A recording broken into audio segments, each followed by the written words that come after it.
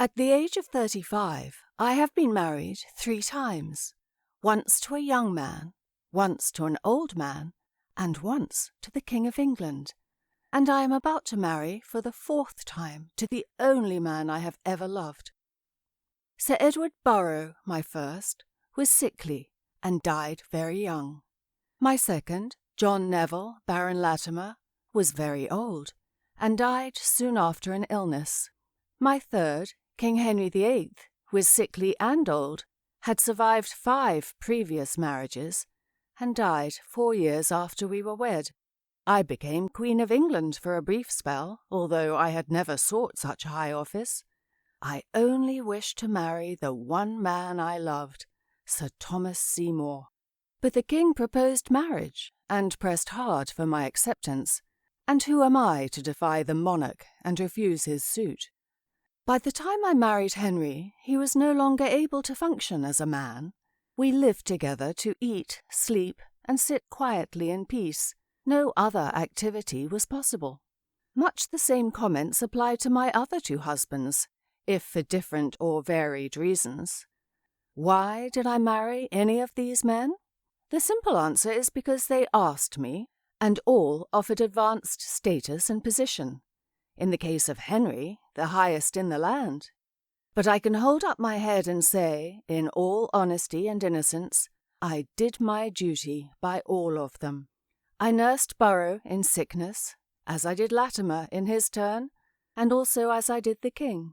I made a home and offered support and affection to Henry's son, our present king, Edward VI, to Mary, his eldest daughter, and to little Elizabeth, his youngest. Elizabeth is here with me now.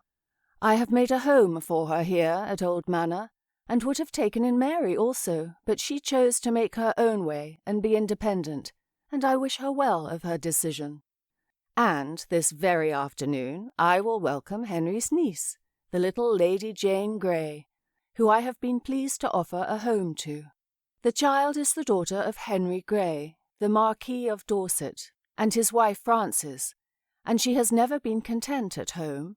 She is a serious, intelligent, bright little girl, who spends all her time in study and learning, and, like myself, is dedicated to a love of God and the Church. Most of Henry's previous wives died badly. 2 went to the block and had their heads removed.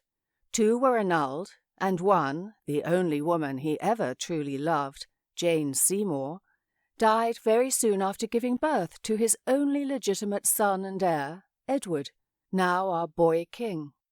Henry lies now at peace, God willing, next to Jane in the chapel at Windsor Castle. It was by his command, and I wish him well of it. Jane gave him the only things he ever wanted from a woman: love, peace, harmony, and obedience, as indeed I hope I did also in my turn. Mine was, however, a marriage of convenience, as far as I was concerned. I have lived and flourished, attained high social status, but have never been content or happy. Yet I have few regrets, and intend to make a new life with the man I love, Jane Seymour's younger brother Thomas, who has again proposed marriage, which I have accepted. Sir Thomas was well looked upon by Henry after he married Jane, and her older brother Edward was appointed Lord Protector. The younger sibling, Thomas, was made Lord Admiral. He will be here with me later today, and my heart will start to race and pound as it does whenever I am near him. He is a handsome man, forsooth, with big, dark, masculine eyes and a long, well-trimmed beard, which I love to stroke. I sometimes feel weak and inadequate in his presence, for I am slim and fair-haired and physically weak. But I am tall and, I hope, well attired and presented.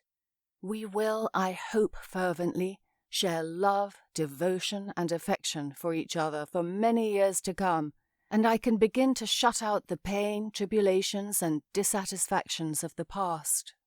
I am at peace at last, and if the future is unknown, as it must be, I am ever hopeful that my situation will change for the better.